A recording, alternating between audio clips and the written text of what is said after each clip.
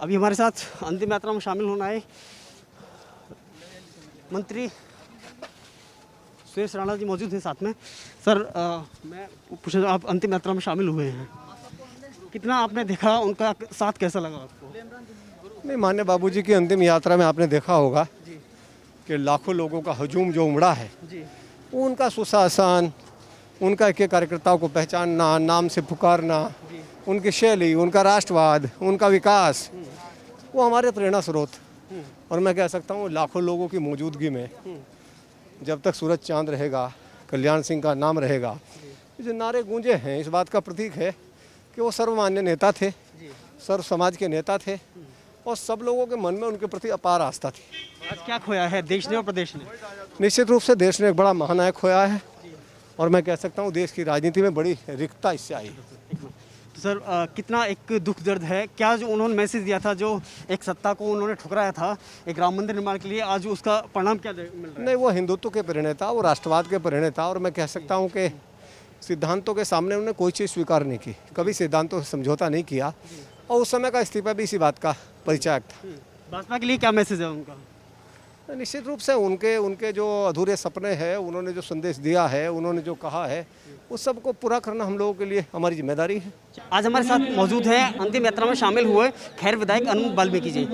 आप वो अंतिम यात्रा में शामिल हुए बाबूजी की, कितना करीब से आपने उनको देखा और आज कितना दुख महसूस हो रहा है? देखिए, जब से मैं राजनीति में सक्रिय हुआ लगभग 2007 से मैं बाबूजी को काफ़ी नज़दीक से जानता हूं और मैंने भी बहुत सारे नेता देखे हैं, पर बाबूजी का जिस तरह का भाव चुंबक की तरह था, निश्चित ही अपने आप में एक बहुत बड़ी बात है। एक साधारण से साधारण कार्यकर्ता अगर उनके पास पहुंचा तो तसल्ली से उसकी बात को सुनना, उसके काम को करना और इस तरह का भाव होता था कि जैसे हमारे गार्जियंस हैं, उस तरह का भाव उनके मन में सदा रहा।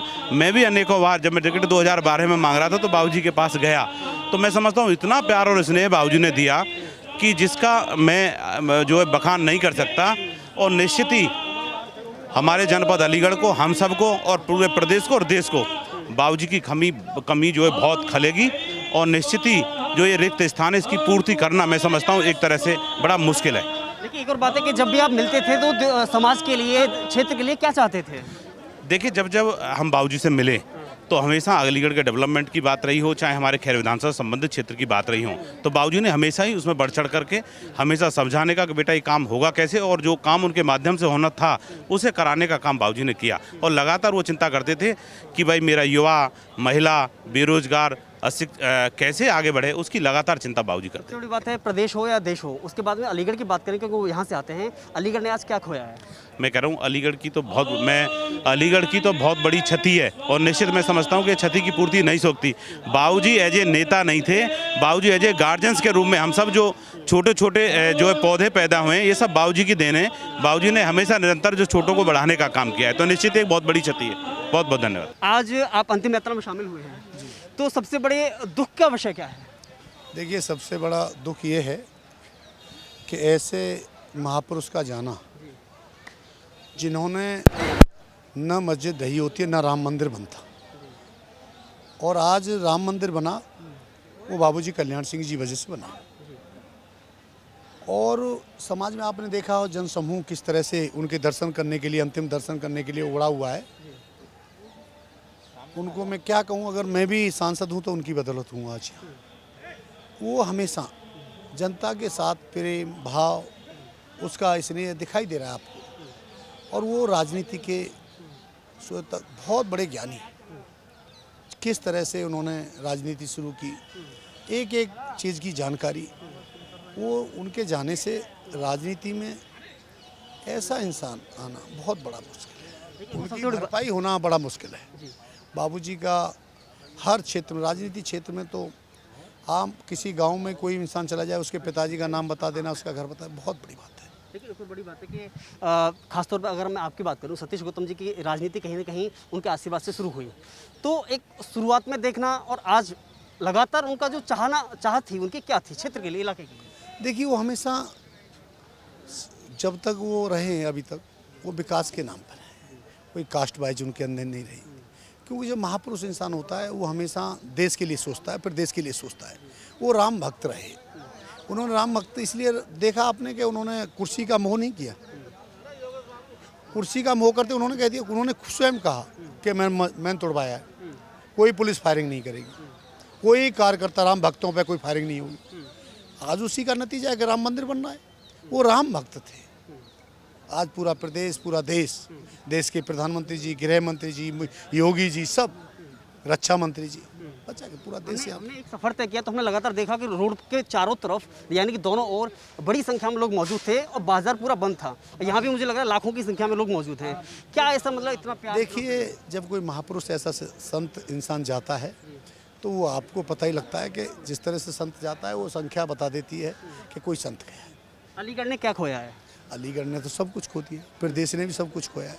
खाली अलीगढ़ नहीं, वो प्रदेश, अलीगढ़ में तो जन्मभूमि है उनकी, तो ये नेचुरल है अलीगढ़ के। आपकी आखिरी मुलाकात क्या थी? आपका जो शब्द उनके कौन सा है जो कानों में आज भी गूंजता है?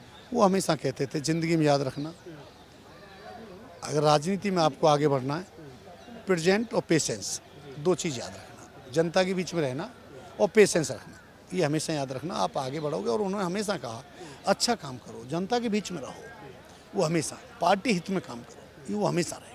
अंतिम संस्कार में शामिल होने के लिए आई टप्पल से पूर्व ब्लॉक प्रमुख चौधरी शशि सिंह हमारे बीच मौजूद हैं। आप बाबूजी की अंतिम यात्रा में शामिल होने के लिए आए हैं, आज कितना दुख है? देखिए, दुख को शब्दों में बयान नहीं किया जा सकता। ये आत्मिक दुख है, क्योंकि हमारा बाबूजी के साथ आत्मिक लगाव था। वे हमारे पिता तुल्य थे और वो हमें ही नहीं बल्कि पार्टी के हर एक कार्यकर्ता को अपने बच्चों की तरह देखते थे। हर एक के हमेशा उज्जवल भविष्य की कामना करते थे, उन्हें आशीर्वाद देते थे, आगे बढ़ाते थे। आज उनके चले जाने से ऐसा लग रहा है जैसे हमने अपना पिता खो दिया है। सबसे बड़ी बात है कि आप उनके बेहद करीब रहे, चाहे राजनीति की शुरुआत हो, चाहे वो एक आपने जो सीखा उनसे, कितना कुछ सीखा, कितना करीब से आपने देखा? देखिए, ये सही है कि हमें राजनीति में लाने वाले बाबूजी ही थे और उनसे निरंतर जब भी उनके पास बैठते थे कुछ ना कुछ नया सीखने को मिलता था। हम ये नहीं कह सकते कि हमने कितना सीखा, हम तो हर रोज़ उनसे सीखते थे और अभी सीखना और भी था, लेकिन समय हमें छोड़कर चले गए। इस अचानक जाने से हम सभी बहुत दुखी हैं और इस कष्ट को हम सह नहीं पा रहे। अब ईश्वर उन्हें शांति दे, लेकिन अभी हम लोगों को शांति नहीं है, उनकी कमी हमेशा हमारे जीवन में खलेगी। सबसे बड़ी बात है कि मतलब एक राम मंदिर निर्माण के लिए एक व्यक्ति एक कार्यसेवकों को गोली चलवाता है और एक वो व्यक्ति थे जिन्होंने सत्ता को भी त्याग दिया था। नहीं, वो बहुत महान थे, उन्होंने हमेशा जनहित के कार्य किए। राम मंदिर में भी उन्होंने अपने पद को नहीं देखा, अपने आप को नहीं देखा, अपना सर्वस्व उन्होंने न्यौछावर कर दिया। ऐसे ही वो अपना जीवन उन्होंने अपना सदैव पार्टी और समाज के हित में ही हमेशा कार्य किया उन्होंने। उन जैसा महान व्यक्तित्व आज जो हमने खोया है, इसकी कभी क्षतिपूर्ति नहीं हो सकती। क्या आपने भी कभी बाबूजी से मुलाकात की थी? जी, बाबूजी से मेरी कई बार मुलाकात हुई है और जैसा कि माताजी ने बताया, हम लोग निरंतर ही उनसे सीखने का प्रयास करते थे। वो एक हमारे सभी कार्यकर्ताओं के मार्गदर्शक के रूप में थे और किसी से किसी भी प्रकार की कोई भेदभाव नहीं रखते थे। सभी कार्यकर्ताओं को सम्मान वो मानते थे और सभी उनसे सीखने का आखिर तक प्रयास करते थे और इस क्षति की कभी पूर्ति नहीं हो सकती, यही मेरा कहना है। यही कारण है कि आज यहाँ पे सैकड़ों हज़ारों नहीं बल्कि लाखों की संख्या में भीड़ मौजूद थी। जी बिल्कुल, आप देखिए, छोटे बच्चे से लेकर के बड़े बुज़ुर्ग तक सभी लोग हर उम्र के उनको आज श्रद्धांजलि देने आए हैं और ये बताता है कि वो एक मास लीडर थे, ज़मीन से जुड़े नेता थे और सभी कार्यकर्ताओं का सम्मान करते थे। सभी उनसे लगातार सीख रहे थे। अगर यहाँ पे सादगी की बात की जाए तो आपने उनके अंदर कितनी सादगी देखी? ऐसा है केशव जी, बाबूजी की सादगी के तो कहने ही क्या थे। कभी उन्होंने ना तो किसी अच्छे अमीर गरीब जाति बिरादरी कभी किसी चीज़ को कभी उन्होंने महत्व नहीं दिया। वे केवल सच्चाई और ईमानदारी को महत्व देते थे। किसी अधिकारी कर्मचारी या किसी कार्यकर्ता की कोई शिकायत लेकर के जाता था तो बाबूजी कहते थे, अरे फलाने गांव का फलाना व्यक्ति, अरे वो तो सबसे बढ़िया आदमी है। इतना सादा जीवन, खाने पीने में भी बाबूजी का हम देखते थे तो बस केवल मठा लौकी या खीरे का रायता या वो मतलब खाना हो, रहना हो, सहना हो, कोई भी वस्तु हो, उनके जितना सरल और सच्चा और सादगी वाला इंसान मैंने अपने जीवन में दूसरा नहीं देखा। अगर बात की जाए विकास की, तो आप जब भी उनसे कई बार मिले तो उन्होंने अलीगढ़ की बात रही हो, अतरौली की बात रही हो, विकास को लेकर के कितना महत्व दिया? विकास को लेकर के बाबूजी के मन में न जाने कितनी योजनाएं रहती थी हर समय। आपने देखा था, सुना भी होगा, देखा भी होगा, जब बाबूजी मुख्यमंत्री थे तो वो सड़क पर छेनी हथौड़ा लेकर निकलते थे। सड़क को खुद खोद कर देखते थे कि इसमें कितना मटेरियल लगाया है, कितना नहीं लगाया, क्योंकि बाबूजी खुद अध्यापक रहे हैं, हर चीज़ को जानते थे, पढ़े लिखे थे और विकास का उनके निरंतर मन में ये भाव रहता था। कभी उन्होंने भेदभाव के साथ काम नहीं किया। जैसे लोग अपने अपने घरों को सैचुरेट करते हैं पहले और बाद में बाहर की सोचते हैं, लेकिन बाबूजी पहले समाज का सोचते थे।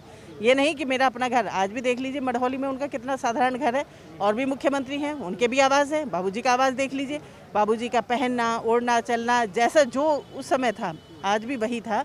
वो मरता मर गए, लेकिन हमेशा सच्चाई और ईमानदारी का ही उन्होंने हमें भी पाठ पढ़ाया, और ख़ुद तो पूरी तरीके से ऊपर से नीचे तक सच में ही राम भक्त थे, सच्चे थे, ईमानदार थे। राम जैसा ही चरित्र था बाबूजी का।